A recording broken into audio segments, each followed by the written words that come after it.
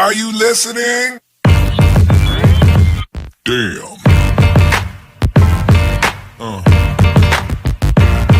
Yeah. Yeah. Another episode of Trash Talk. I'm Damian Hill. With me, as always, Hi.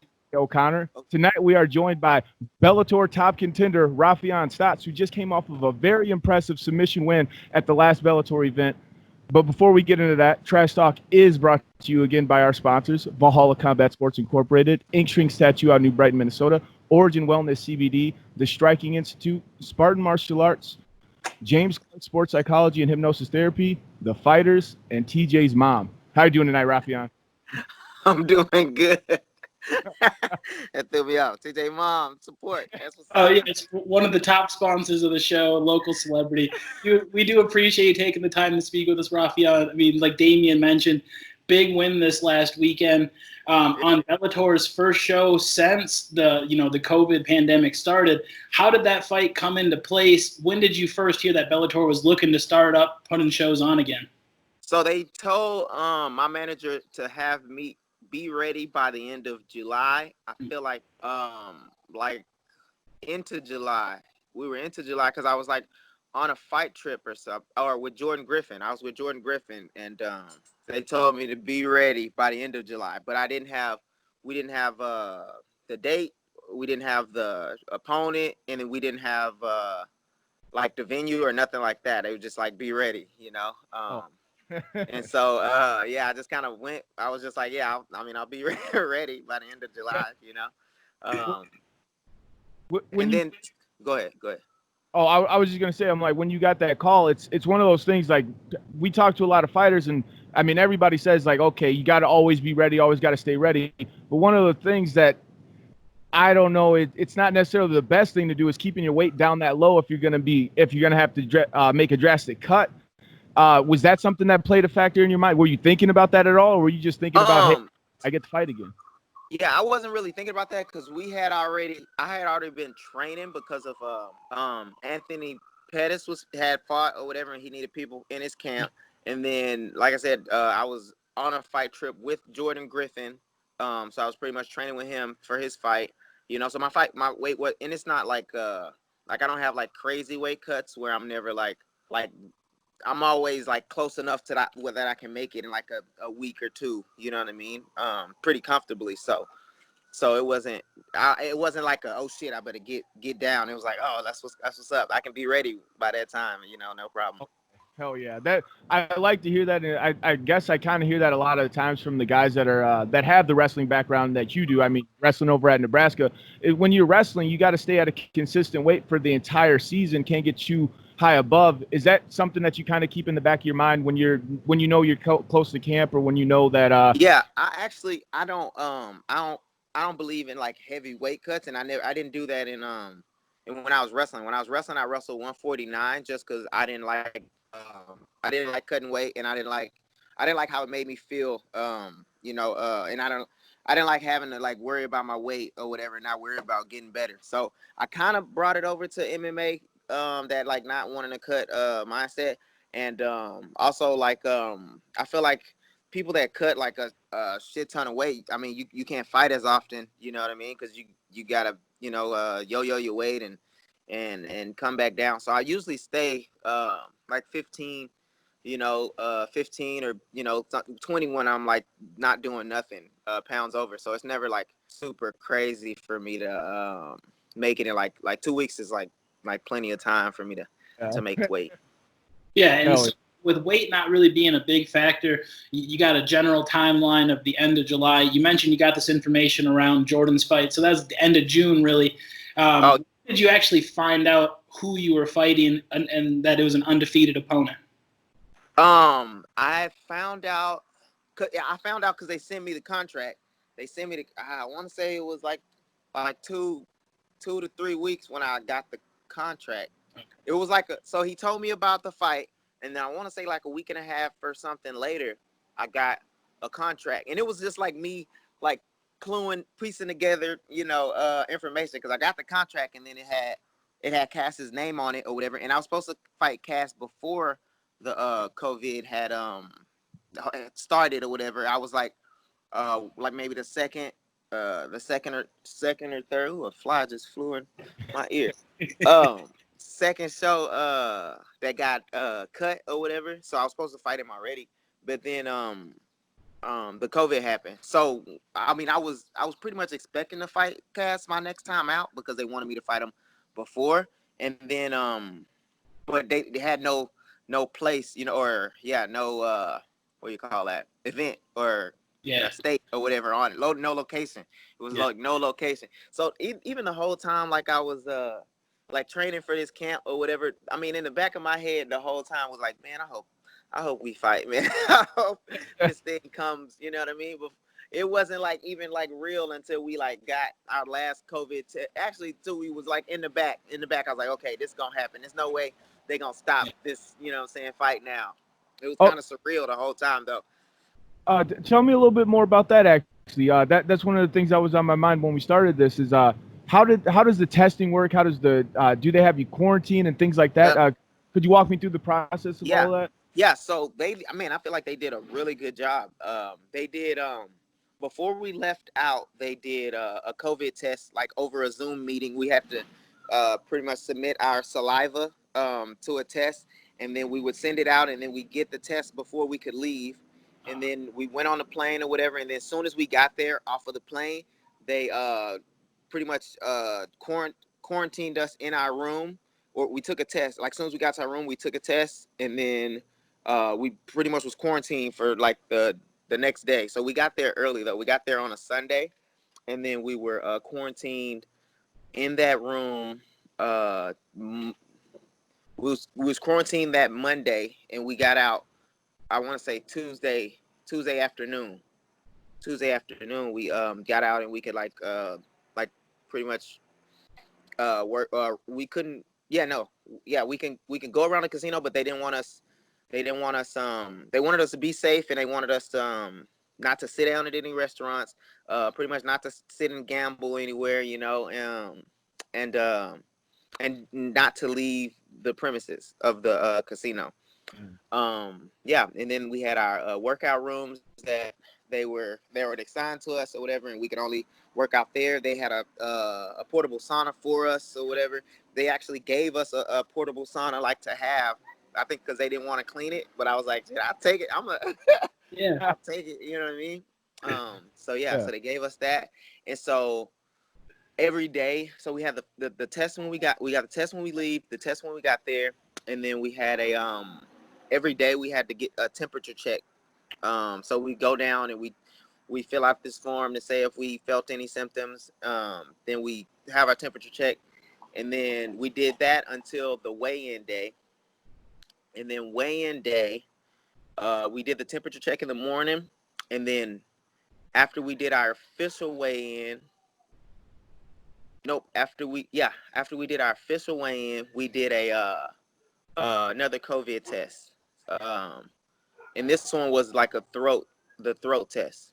So we did a throat test, and we submitted that, and then pretty much they told us the information, or the next day on fight day, if we were free or not to go, or free or not to or we was COVID free or good to fight. And then and then during that day, so we had to we pretty much quarantined, and when we arrived, we went to our locker room that they were assigned, and then it was pretty much everybody had to wear a mask like the whole time, you know what I mean? Except for the fighters got to like take it off during workouts.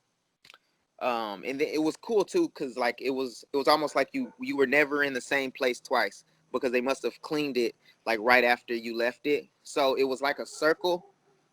So you would go to your locker room, you would come out, you would go to fight or whatever, and then after your fight you would leave right away. Then you go to a media place and do some interviews, and then you go get your check, and then you leave like out of a different door. You know what I mean? So it was very efficient, very, well put together. They did a good job. Victoria Gracie, I think is her name. She did a good job, keeping everything straight.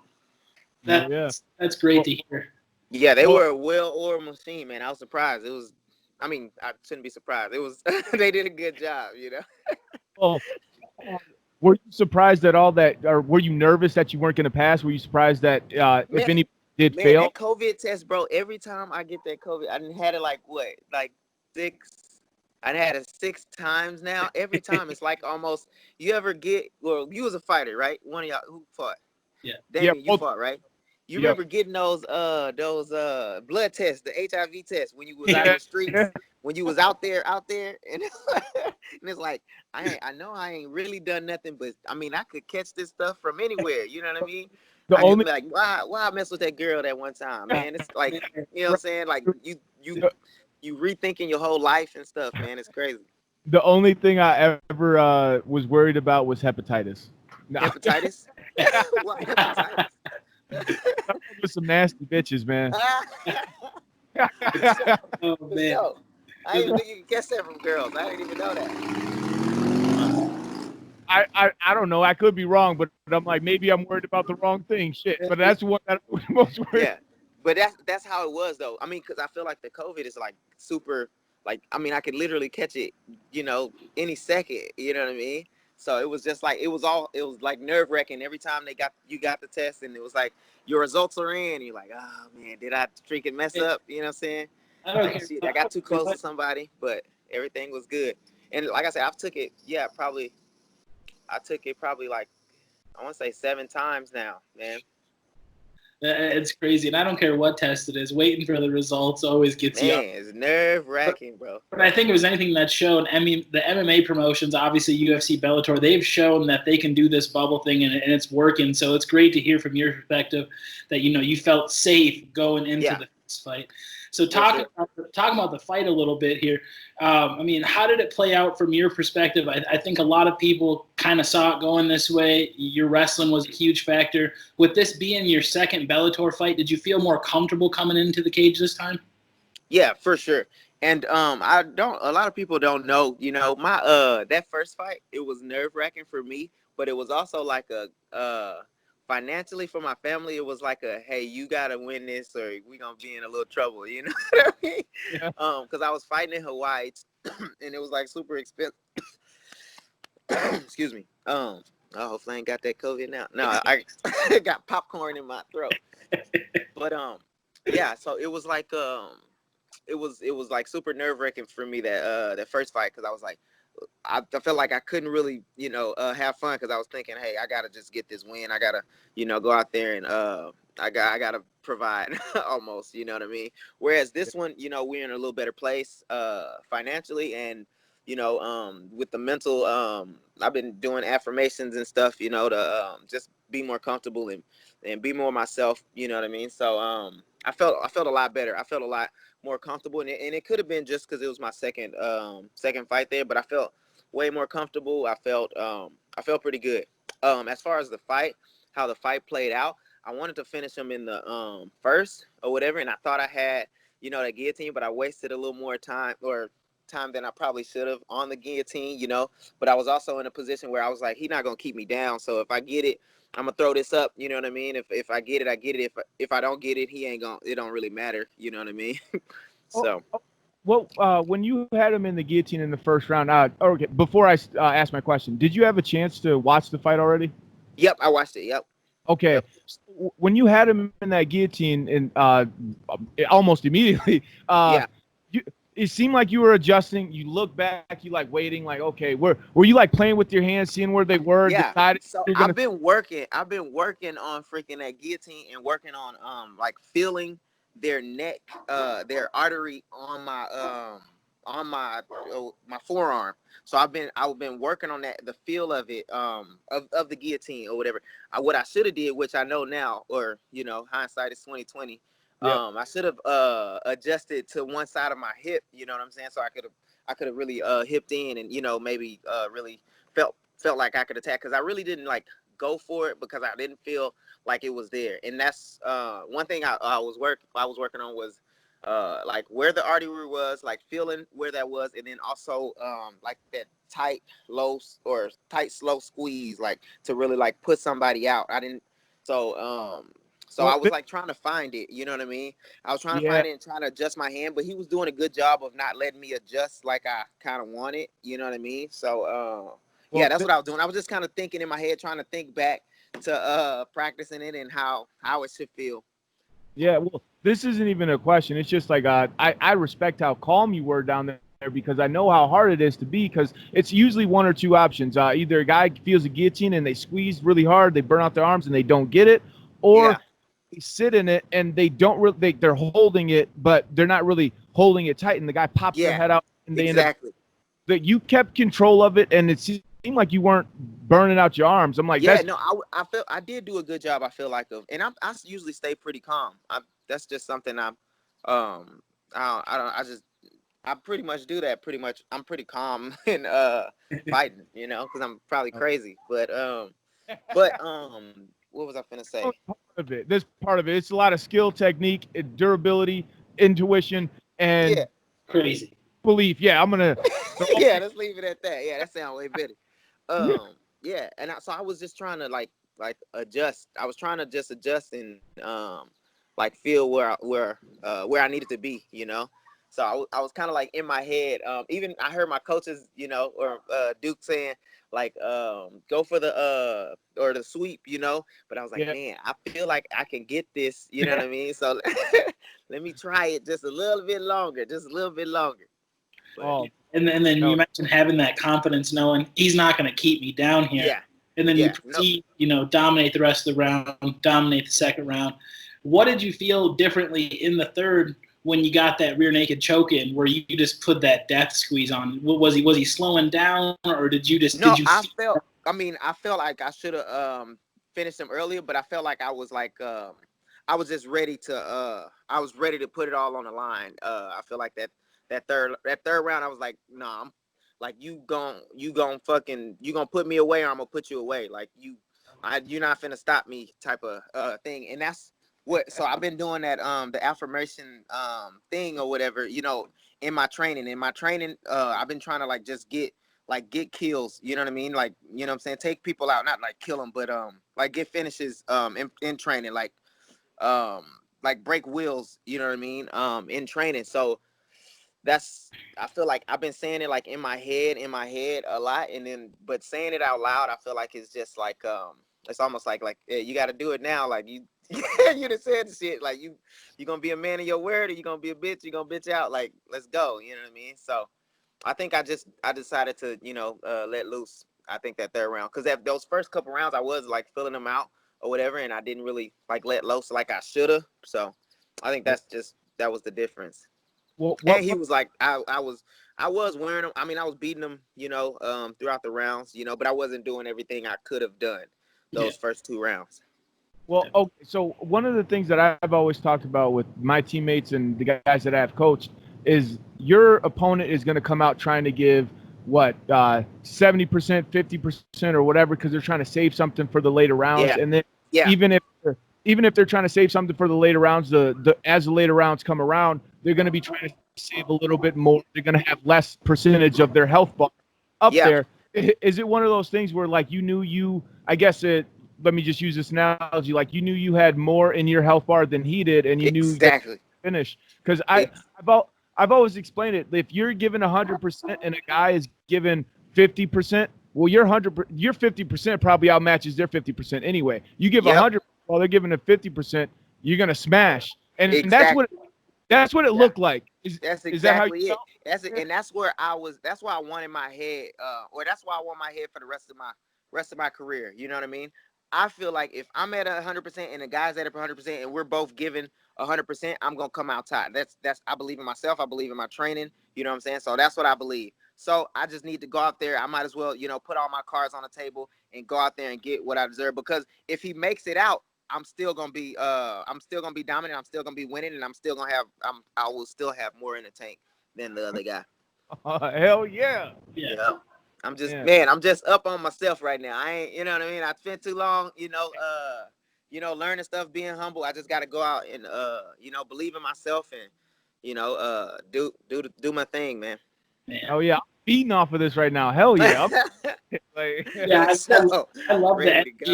You have every reason to be feeling yourself right now after these last couple of performances. Obviously, with that only being the first show back, you'd have to assume Bellator is trying to get the ball rolling here. I mean, you're looking pretty, not a mark on your face. Are you trying to get back in there as soon as possible, it sounds Man, like? I told them if they need somebody this next, they had a fight, I think next weekend. I said, hey, I am here, bro. I will stay here if y'all need me to stay here, bro. I spend my own money to stay here if y'all want me to be here for the next what's name. No, I wanna fight again before the year is over, you know. Hopefully I can fight again. It's what, July. It's gonna be August. I would love to fight, you know, before the year is over. That'd be my goal. You know, I mean, if I can fight 2 times, that's probably hefty. But if they, I heard that they were trying to get like a lot of shows in this short amount of time. You know what I mean? So I'm always ready, and I'm gonna stay on the line and stay kind of stay ready. You know, because If the UFC fights have shown us anything, that seems to be the recipe. We've seen a lot of guys make quick turnarounds. So if you just stay in there, I'm excited to see you back here. And I cut off Damian hard there, my bad. no, dude, you were fine. I was pretty much gonna say the same thing. You're fine. Yeah. Cool. No, but I guess leading into these next few fights, is there a way for you to, I guess, throw your name in the hat? Do you know of any opponents that are fighting at your weight that potentially could have either a opponent fall off or anything like that? Yeah. I mean, And before this fight was actually like official, me and Cass, they had offered me a fight with Patchy Mix. And it was supposed to be a title eliminator because Juan Archuleta had caught COVID or something. Oh. So he was supposed to be like the main event or whatever, and they couldn't find anybody. And you know, they asked me if I wanted to fight. And I'm like, yeah, like I'll take, you know, him over. I'll take Patrick Mix over Cass Bell. You know what I mean? So I said yeah, but you know, unfortunately, their side didn't want to. They didn't want to do it. They said the only way they'll fight me if it was for a title. You know what I mean? And Bellator didn't want to give me a title. They weren't gonna give me a title off of one fight. You know, so I feel like that was their way of you know, denying the fight. Which that's the second time he didn't deny me. So I'm gonna leave that alone.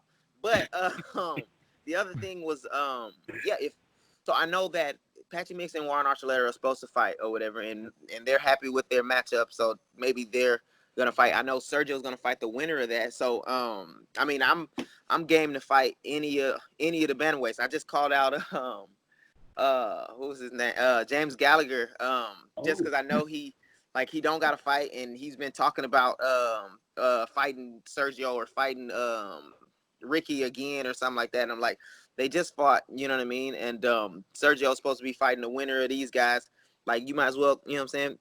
If you want to fight, like, fight me or whatever. But he sent me a message like saying like, no, I won't fight you. Pretty much like I'll fight your teammate, but I won't fight, like, literally I won't fight you. And I'm like, wow. Yeah. like, damn, like, you just really gonna bitch out? Okay, well, I guess I will move on, because I mean, I don't want to fight nobody that don't want to fight me, you know. So Yeah. but yeah, I mean, anybody in that top. And I would call out Ricky, but I know he just fought, and he's in my same management team, so I don't know how my manager would like that. But I'm up to fight whoever, man. Whoever they got. And I'm excited to see you fight again. Period. I don't really care who it's against. You know, it could be against my grandma, it could be against TJ, it could be against another elite level fighter, which I know you want. I'm gonna watch either way. You know, I mean, it's really impressive watching you fight, just because you have the striking ability, but you're obviously so comfortable on the ground, and you took to jiu-jitsu. So, I mean, naturally, I mean, I feel like it's because cut out. Sorry, did I cut out? No, I think it might be Raufeon speed here for a second. Can you hear us? Sorry about the little technical difficulties there, but we're back. But before we wrap it up, because I feel like we were getting towards the end here, Raufeon, we always like to give an open platform just to thank any teammates, sponsors, anybody outside of the gym that's been there for you leading up to this fight. The platform is yours, sir. Yeah, I would like to thank first and foremost my wife, Michaela Stots, and Claire Stots. I'd like to thank y'all. No, and then I like to thank my sponsors, Perfect Sports. They did my nutrition. Twin J Transportation, BB Roofing, Jake Kurtz Painting, and Combat Corner, DC Mouth Guards, and Rufus Sport, man. I had a lot of good training partners: Jordan Griffin, Sergio Pettis, Anthony Pettis, freaking Brian Bautista, Christian Rodriguez, who's fighting he's fighting this next Friday, or this Friday coming up. Yep, Chris Wright. You know, I had a lot of good partners. So thanks everybody. Man, dude, you just listed the who's who, and I'm glad to see you training with them. Your performance is reflected. They reflect your skill. I'm glad to see your personality, and dude, I can't wait to see you fight again. I'm really excited about it. People watching this video, like this video, subscribe to Trash Talk with Damien and TJ, and always remember, don't be a hoe. Don't be a hoe.